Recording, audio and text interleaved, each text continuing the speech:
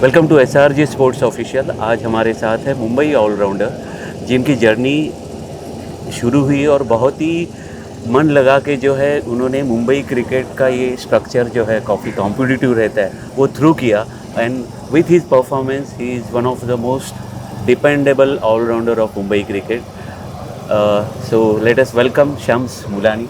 Welcome to SRG sports official. Thank you so much. उन्होंने अपने इस total कार्यकाल में जो है कि आज की तारीख में one of the best allrounder of Mumbai cricket, और उनसे ही जानेंगे कि उनकी शुरुआत जो है क्रिकेट की वो कैसे हुई सर, सुरुवात कशी काय झाली?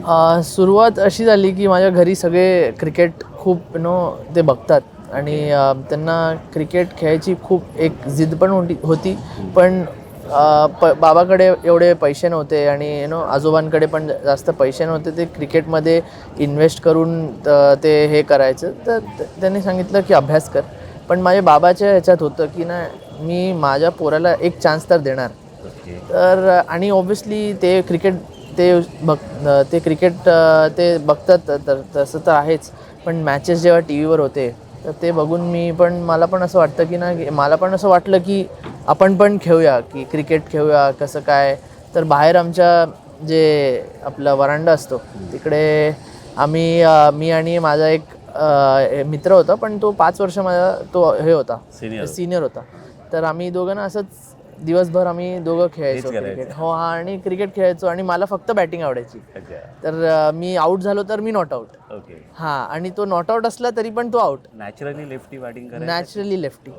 हो तर तसं होतं. तर ते बाबांनी बघितलं एक किडा आहे की क्रिकेटचा किडा आहे तर आपण त्याला एक प्रॉपर चॅनल करून हे करूया. असं नाही की फक्त खेळतोय तर खेळायला, तर प्रॉपर कोचिंग लावूया आपण आणि बघू कुठे जातो काय जातो कसं.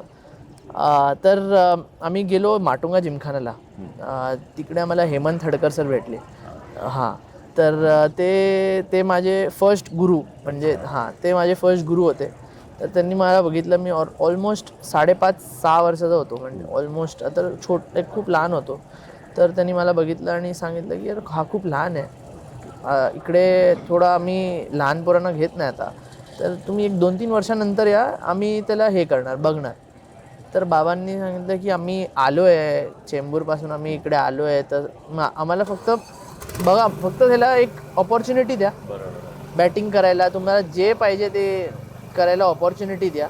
आणि त्याच्यात ऑब्व्हियसली त्यांनी माझी बॅटिंग बघितली आणि ती खूप इम्प्रेस झाली की मी लहान पोरांना जे माझ्यापैकी 2-3 वर्ष ते सिनियर होते त्यांना मी मारतो आहे, त्यांना मी हे करतो आहे की काय बोलतो आपल्याला प्रॉपर बॅटिंग करतो आहे. तर त्यांनी बाबाला सांगितलं की तुम्हाला दर दिवशी घेऊन आणायचं आहे मग त्याला. हां मग असं नाही होणार की 1-2-3 दिवस आले प्रॅक्टिस नाही केली, तुम्ही एव्हरीडे आणा, मी त्याची प्रॅक्टिस घेणार. त्यांनी हे सुरुवात तिथून झाली. स्कूल क्रिकेट पहिला मी स्वामी विवेकानंदमध्ये होतो चेंबूर. आणि तेव्हा ना आम्ही प्लेट डिव्हिजनमध्ये होतो. आमची एवढी काय स्कूल टीम नव्हती. हां काळे सर होते आमचे स्कूलचे कोच होते. आणि बाबांनी, कारण मी होतो त्या स्कूलमध्ये मला खेळायचं होतं क्रिकेट, तर बाबांनी ते MSSAचं रजिस्ट्रेशन आणि हे सगळं ते आणि काळे सर इनिशिएटिव्ह घेऊन, नॉर्मली असं पेरेंट इनिशिएटिव्ह नाही घेत, नॉर्मली ते स्कूलच बघतात. पण आमची टीम एवढी नव्हती तर त्यांनीच इनिशिएटिव्ह घेतलं आणि ते रजिस्ट्रेशन आणि हे सगळं करून पेपर जे ते फॉर्म भरून ते हे करायला चालू केलं की आपण बघू करूया त्याला चान्स देऊया. तर आमची प्लेट डिव्हिजनची मॅच होती गाईल शिल्डची आणि फर्स्ट मॅच म्हणजे माझं फर्स्ट स्कूलचं मॅच आणि मीच होतो जो प्रॅक्टिस करायचो. तर मीच कॅप्टन होतो बाय डिफॉल्ट होतं, असं काय नाही, कारण मीच होतो ते प्रॅक्टिस आणि बाकीची टीमच नव्हती. तर मला हे आठवतं की आम्ही ना 20 किंवा 25 रनवर ऑल आउट झालेलो फर्स्ट मॅच. हां एकदम म्हणजे असं वांदे आणि कोणाला काय माहीत नाही, सगळं 20 रन म्हणजे असं वाटतं काय 20 रन आणि 15 रन माझे होते त्याच्यात, कारण मलाच यायचं, थोडंफार यायचं ते मलाच यायचं आणि बाकीच्यांना यायचंच नाही. तर तसं माझं हे झालं. That was my first debut game basically, गाईल शिल्ड प्लेट डिव्हिजन. मग आम्ही थोडं अजून मेहनत केली प्रॅक्टिस ठेवली. सकाळी आम्ही आमचं स्कूल 7 वाजता असायचं. 5:30-6 वाजता आम्ही प्रॅक्टिससाठी यायचो. 45 मिनिट्स 50 मिनिट्स जे काय स्कूलची एकत्र मिळून प्रॅक्टिस करायचो आणि मग स्कूलला जायचो तसं. तर ते काय केलं आम्ही, 1-2 प्लेयर आले जे थोडेफार क्रिकेटचं त्यांना बरे होते. हां, आणि आवड होती. मेन तर आवड आहे की आवड त्या एजमध्ये पॅशन इम्पॉर्टंट आहे. तर आम्ही नेक्स्ट इयर गायलशील प्लेट डिव्हिजनचे फायनल खेळलो. ओके, क्या बात आहे. म्हणजे विदिन अ इयर चेंज. हो, आणि तेव्हा मी 6th मध्ये होतो बहुतेक. 6th मध्ये होतो. 6th मध्ये होतो तेव्हा आम्ही फायनल खेळलो गायलशीलची. आणि unfortunately we lost by 2 runs. Okay. आणि त्याच्यानंतर मी चांगलं परफॉर्म करतच होतो, विकेट काढत होतो, रन्स करत होतो. तर आम्ही बघितलं की यार प्लेट डिव्हिजन आहे, आपल्याला इलाइट डिव्हिजन मध्ये असे कोणची स्कूल आहे की कोणती स्कूल आहे जी आपल्याला हे होणार. तर जेव्हा मी शिवाजी पार्क जिमखानाला गेलो, सिलेक्शन झालं माझं. प्रवीण सर होते, पॅडी सर होते आणि संदेश कवळे सर होते. तर तेव्हा माझं जेव्हा तिकडे सिलेक्शन झालं तर तेव्हा खूप लोक डॉन बॉस्कोमध्ये होते. स्कूलिंग तिकडे करायचे आणि मग 3:30 वाजता ते स्कूल सुटायची आणि डिरेक्ट शिवाजी पार्कला. तर आम्हाला ते हे आलं की डॉन बॉस्कोमध्ये आपण ट्राय करूया हे असं ॲज अ क्रिकेटर, म्हणजे क्रिकेट खेळतो असं डॉन बॉस्कोमध्ये ट्राय करूया, मग बघू आपण कसं होणार. तर आम्ही डॉन बॉस्कोला शिफ्ट केलं. तर that was my first shift into elite cricket, basically not plate, elite. आणि तेव्हा थोडं झालं की म्हणजे मी चांगलंच करत होतो, कारण शिवाजी पार्कमध्ये सिलेक्ट व्हायचं म्हणजे नॅचरली. आणि हो, पॅडी सर माझे गुरु. पहिले तर मी बॅटिंगच करायचो. शिवाजी पार्कला सिलेक्ट ॲज अ बॅट्समन झालो. मला आठवतंय प्रवीण सर पार्टी होते आपल्या नेटच्या पार्टी बघत होते आणि माझ्याकडे एक वेस्ट इंडिज सारखं हेल्मेट होतं आपलं, प्रॉपर मरून हेल्मेट. आणि माझ्या जॉला इकडे हे झालेले टाके झालेले, कारण बॉल लागलेला मला, एक बीमर लागलेला. तर मला हे टाके लागले इकडे, 6 टाके होते काहीतरी. तर असं माझं एक व्हाईट कलरची टेप होती, अशी पट्टी होती आणि हेल्मेट घालून मी बॅटिंग करत होतो.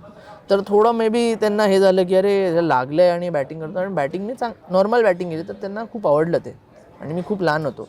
ते सिलेक्शन अंडर 14चा होता बहुतेक किंवा अंडर 12चा होता, आणि मी 9 वर्षाचा होतो तेव्हा. तर तसं माझं ट्रान्झिशन झालं from Hemant Hadkar sir to Shivaji park Gymkhana. हो. अच्छा, म्हणजे बेसिकली प्रवीण सरांनी हे बघितलं की तुझा ॲटिट्यूड पाहिला की तुला 6-7 टाके आहेत, पट्टी आहे आणि तू बॅटिंग करतोय. So that is what we want. असं काहीतरी बॅक ऑफ माइंड आज तुम्हाला जर बघितलं तो इन्सिडन्स तर तो जाणवत असेल.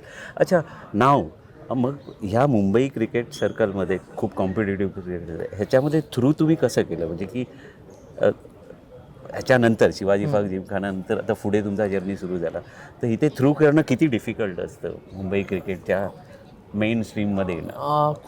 खूप डिफिकल्ट असतं क्लब क्रिकेट. हो, यू प्ले.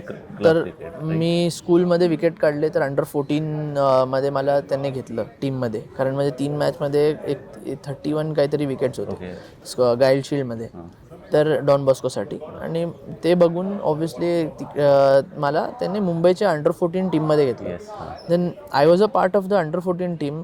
मी पहिल्या वर्षी होतो पार्ट, आणि एक पण मॅच नाही खेळलो, फक्त वॉटर बॉय म्हणून मी इकडे तिकडे लहान होता. हो. तर संजय पाटील सर जे आता आपले चेअरमॅन ऑफ सिलेक्टर आहे, ते पण होते तिकडे. ते पण त्यावेळी आमचे सिलेक्टर होते. तर त्यांनी मला म्हटलं की, आणि बाबाला पण म्हटलं की हा खेळणार, ह्याच्याकडे आहे, तो खेळणार, पुढे पण खेळणार. आणि आता तो लहान आहे तर त्याला ऑपॉर्च्युनिटी भेटली नाही, पण नेक्स्ट इयर डेफिनेटली तो असणार आमच्या स्कीममध्ये आणि तो खेळणार, असं त्यांनी एक बूस्ट दिला. तर नेक्स्ट इयर आलं. नेक्स्ट इयर मी 3 मॅच खेळले आणि आम्ही जिंकलो. ती जी वेस्ट झोन होतं ते जिंकलो. तर तसं माझं ट्रान्झिशन जेव्हा अंडर 16मध्ये झालं, तेव्हा मला पहिल्या सिलेक्शनमध्ये घेतलं नव्हतं. हो, कारण जे आपलं समर कॅम्पचं सिलेक्शन असतं त्याच्यात घेतलेलं नव्हतं मला. चेंबूर सेंटरमध्ये नाही, माझं सेंटर मी शिफ्ट केलं आणि माटुंगाला आलो, कारण आम्ही राहायला इकडे आलो, माटुंगाला आलो. अच्छा, माटुंगा ह्याच्यामध्ये सेंटरमध्ये समर कॅम्पमध्येच मला घेतलं नाही. खूप मुलं असतात त्यामुळे एखाद्या वेळेस तो मिस होतो. तर कारण ते जे प्लेयर्स होते, सिनियर प्लेयर्स होते, त्यांना माहिती होतं की माझं काय पोटेन्शियल आहे. तर त्यांनी मग सांगितलं की तुम्ही ह्याला परत बघा, मे बी तुमचं चुकलं आहे की तुम्हाला हे नाही झालं. तर मग त्याने मला परत बोलवलं next day and then I got selected and then I did well in अंडर-16 आणि टीममध्ये आलो. फर्स्ट इयर टीममध्ये आलो तर आमच्या टीममध्ये 3 लेफ्ट आर्म स्पिनर होते मला पकडून. आणि I will tell you the competition was such that मला बॅटिंग भेटली 3 number on a damn wicket.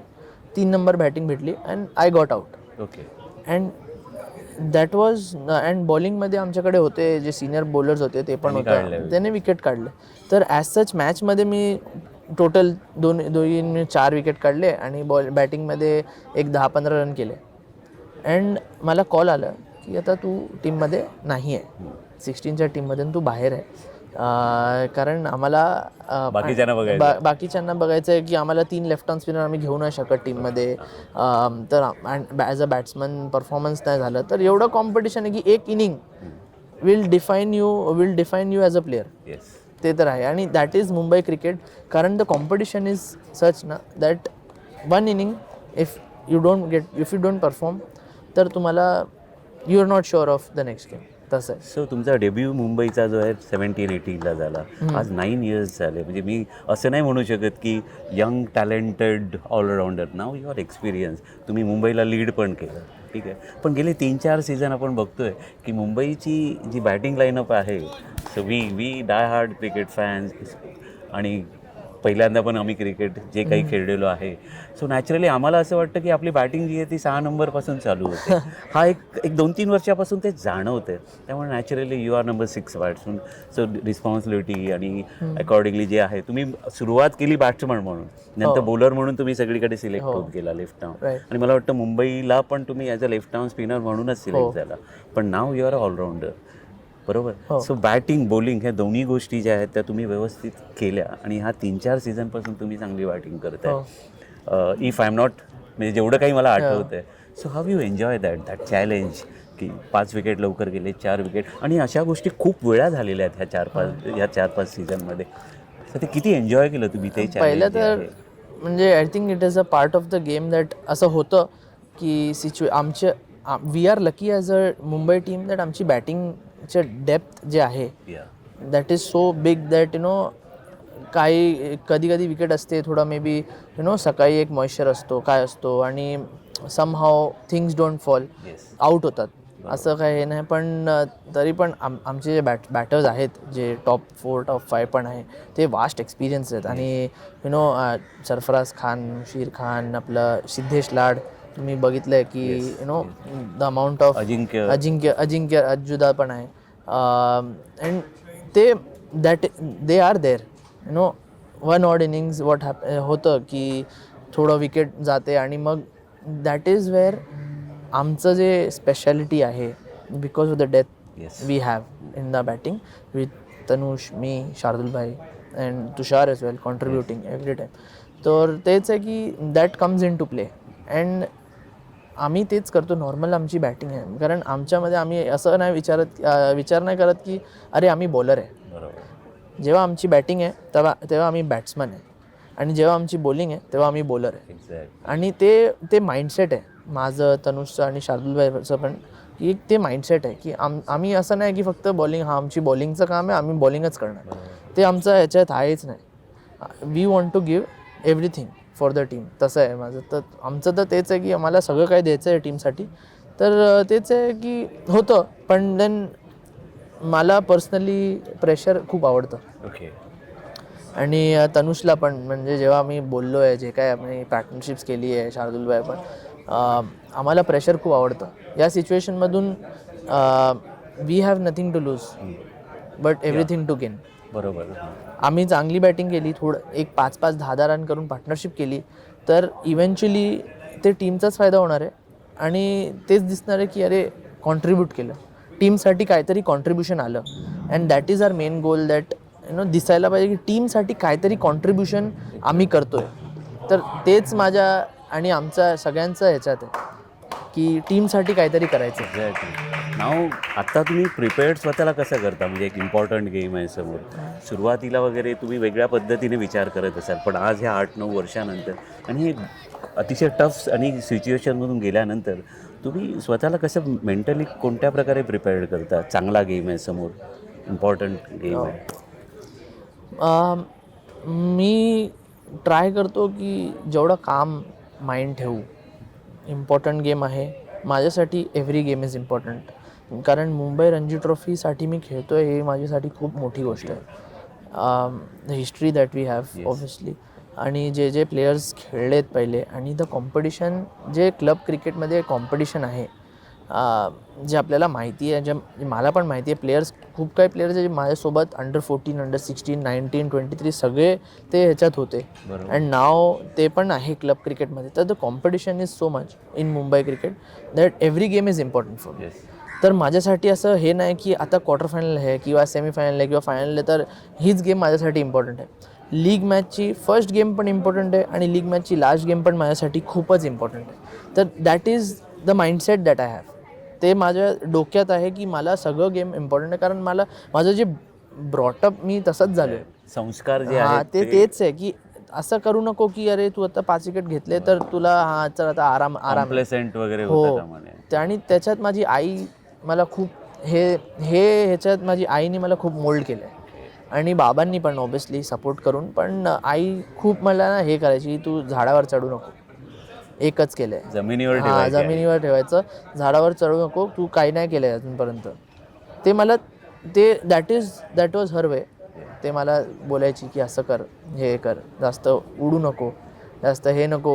एक मॅन ऑफ द मॅच भेटलं तुला तर हे म्हटलं नाही की तू काय पण करणार. तर झिरो पासून परत चालू हो, करायचं, झिरो परत पासून. नवीन बॉल, नवीन हो. सिच्युएशन, नवीन बॅट्समन. बॅट्समन कोणता सगळ्यात जास्त डिफिकल्ट बॅट्समन तुम्ही, की कोण वाटतं तुम्हाला की तुम्ही आता एवढं खेळलेला आता 8-9 वर्ष टॉप लेवलवर खेळता, फर्स्ट क्लास खेळताय, you have almost more than 400 wickets in all 3 formats, list A game, first class game, T20. तर त्यामुळे नॅचरली वास्ट एक्सपिरियन्स आहे. त्याच्यामध्ये तुम्हाला सगळ्यात जास्त डिफिकल्ट बॅट्समन कोण वाटला? की आपले तर बॅट्समन जे आहेत ते ऑब्व्हियसली डिफिकल्ट आहेच, पण ते आपल्या अगेन्स्ट नाही खेळत जास्त. अँड मला एक बाबा इंद्रजीत म्हणून आहे, तो खूप चांगला प्लेअर आहे तामिळनाडूचा. तो मला खूप आवडतो, कारण तो ना त्याच्याकडे खूप काही प्लॅन्स आहे टॅकल करायचे स्पिनरला. ते समजतात तुला? हां, आणि ते कळतं जेव्हा तुम्ही त्याला बॉलिंग करता तेव्हा ते कळतं की त्याच्याकडे आहे ते प्लॅन्स. आणि जेव्हा मी खेळलो आहे त्याच्या अगेन्स्ट, विकेट पण काढले, पण त्यांनी रन्स पण स्कोर केलेत माझ्या अगेन्स्ट. तर तेच आहे की तो मला असं वाटतं की चॅलेंजिंग, कारण आपले जे आहेत, जे आपले लाड आहे, आपला जुदा आहे आणि जयस्वाल आहे, ते आपल्या अगेन्स्ट नाही खेळत. बरोबर. कधी जास्त अगेन्स्ट तर खेळतच त्यामुळे नाही. माइंडसेट जो असतो तो वेगळा असतो त्यांना बॉलिंग करताना. हो. तर ह्याला जेव्हा मी बॉलिंग करतो तर मला असं वाटतं की नो आहे की एक त्याच्याकडे प्लॅन्स आहेत टॅकल करायचे स्पिनरला. हो. मी बघितलं की तुमच्याकडे खूप व्हेरिएशन्स आहेत. लेफ्ट आर्म स्पिनर्स जनरली टप्प्यावर वगैरे जास्त असतात, फोकस करतात, पण व्हेरिएशन्स तुमच्याकडे खूप आहेत. जेवढं मी तुम्हाला लाईव्ह पाहिलेलं आहे, कारण आपण फायनल्स पण 2 वर्षापूर्वी खेळलो. बेसिकली मुंबई क्रिकेटचा माइंडसेट असा आहे की तुम्ही लास्ट इयर फायनल मारली तर ह्या वेळेला ते नाही केली तर बोंबाबोंब चालू होते. 2 वर्ष आपण नाही केलो, पण नॅचरली कॉम्पिटिशन पण वाढलेली आहे. तर तुमची जी व्हेरिएशन्स आहेत, जी काही व्हेरिएशन्स आहेत, त्याचा फायदा तुम्हाला डेफिनेटली होतो, कारण तुम्ही विचार करून जे काही करतात आणि समोरचा बॅट्समन त्या पद्धतीने जर विचार केला तर बाबा इंद्रजीत तुम्हाला जास्त चांगला वाटतो. हो, की त्याच्याकडे आहे जे व्हेरिएशन्स आम्ही ट्राय करतो ॲज अ स्पिन युनिट पण मुंबईचं. त्याच्याकडे आहे की ना एक प्लॅन्स आहे त्याच्याकडे. He can may be read out और may be he is well equipped. ते आपण जे काय ट्रॅप करायला ट्राय करतो ते त्याच्याकडे आहे गेम जे जे त्याच्यासाठी खूप इझी करतात स्पिनर्स खेळायला. म्हणजे ॲज अ बॅट्समन म्हणून शम्स मुलानीला त्याच्यापासून पण शिकायला मिळालं की आपण कोणत्या पद्धतीने. डेफिनेटली. या क्वार्टर फायनलला तुम्हाला अतिशय चांगला फर्स्ट इनिंगला बॉल पडला, पण सेकंड इनिंगला तुम्ही केलं तुमच्या पद्धतीने, तुमचा रोल प्रॉपर केला ॲज अ बॅटर म्हणून. पण पहिला जो बॉल पडला फर्स्ट इनिंगचा, मला वाटतं तो ग्लोव्जला लागून आणखीन कुठे लागून गेला. हो, ग्लोव्जला लागून म्हणजे लेफ्ट शोल्डरच्या एकदम सॉकेटला लागला आणि तेव्हा तो हे केला. ओके. हां, नाही, that was a main basically first इनिंगमध्ये जे आहे, पण तरी पण तुम्ही फर्स्ट इनिंगमध्ये गेममध्ये आलात. हो शेवटी कसं आहे की त्यामुळे सेकंड इनिंगला सगळं काही जे काही डिसाईड व्हायचं होतं ते झालं. कारण सेकंड इनिंगला पण तुम्ही पण चांगलं केलं, अतिशय चांगलं केलं, पण त्यांनी खूप चांगली बॅटिंग केली असं. हां, ओव्हरऑल त्यांनी चांगली बॅटिंग केली. त्यांच्याकडे जे त्यांचे प्लॅन्स होते ते त्या दिवशी ते चालले. फर्स्ट इनिंगमध्ये पण त्यांचे काहीतरी प्लॅन्स होते, पण ते आम्ही टॅकल करून आम्ही चांगली बॉलिंग करून राईट एरियाजमध्ये बॉलिंग करून आम्ही हे केलं, तुम्ही परत गेममध्ये आलो. अँड देन होतं की थोडं विकेट पण ऑब्व्हियसली 4th डेची विकेट आहे, सेटल होते, थोडं स्लो होते विकेट. आणि त्यांचे जे प्लॅन्स होते ते वर्क केले आणि काही जे चान्सेस होते आपण जे क्रिएट केले ॲज अ बॉलिंग युनिट, ते it just didn't go to the hands. Part of the game. And it is part of the game. आणि आहे थोडं की खूप खराब वाटतं, कारण आपल्याला असं वाटतं की आपण मुंबई ऑब्व्हियसली असं वाटतं की आपल्याला जिंकायलाच पाहिजे. You can't win every time. पण तेच आहे की आता मी 2 फायनल खेळलो आहे. माझ्या ऑलमोस्ट 5 इयर्समध्ये मी 2 फायनल खेळलो आहे. एक अमोल सरच्या अंडर आणि एक 1.5-2 वर्षापूर्वी वानखेडेला विदर्भाला आणि एक हे आपण जे विदर्भाची फायनल आहे. तर तेच आहे, जे फायनल खेळायचा जे आनंद आहे ना, ते Wien you play you know तसं आहे ते. रविचंद्रन स्मरण, तो खूप चांगला प्लेअर आहे. तो 2-3 वर्षात खूप इम्प्रूव्ह केलं आहे आणि तो खूप रन्स करतोय, कन्सिस्टंटली रन्स करतोय आणि आपल्या अगेन्स्ट पण केले आणि मग सेमीफायनल पण इम्पॉर्टंट मॅचला केले आणि इम्पॉर्टंट सिच्युएशनला. बरोबर. आणि सेमीफायनलमध्ये पण त्यांनी केले. तर प्लेइंग आणि परफॉर्मन्स ॲट बिग स्टेज, तेच ॲज अ प्लेयर तुम्हाला you are known for that. की जेव्हा तुम्ही सेमीफायनल, क्वार्टर फायनल, फायनलमध्ये परफॉर्म करतात तेव्हाच तुम्हाला ते हे रेकग्निशन भेटते. एक्झॅक्टली. हो. रायटी आणि लेफ्टी बॅट्समन आहेत, बरोबर. रायटी बॅट्समनला टाकणं बॉलिंग सोपं आहे की लेफ्टी बॅट्समनला टाकणं सोपं आहे? Not you as a left arm spinner, me as a bowler म्हणून म्हणतो की बॉलरला एक जनरली असं वाटतं की लेफ्टी बॅट्समनला बॉलिंग तेवढी बॉलर्स चांगली टाकत आहे किंवा खूप कमी बॉलर असतात की ती लेफ्टी बॅट्समनला चांगले बॉलिंग करतात regularly. So what you think about it? माझं पर्सनल थिंकिंग तर मला लेफ्टी खूप आवडतं, कारण आय नो की as a left arm spinner they will try, ते मला स्कोर करणार माझ्या अगेन्स्ट. ते ट्राय करणार की ह्याला मी स्कोर करू, थोडं मारू, की कारण इट इज इझियर नॅचरली. तर माझं तर मत हे आहे की पर्सनली मला आवडतं लेफ्टीला टाकायचं, कारण रायटीला आपल्याला आऊट करायचं आहे. एक्झॅक्टली. लेफ्टीला कधी कधी असं असतं की तुम्ही रन नका देऊ, मे बी तो काहीतरी रॅश शॉट खेळून आऊट होणार, पण रायटीला आपल्याला आऊट करायचं आहे.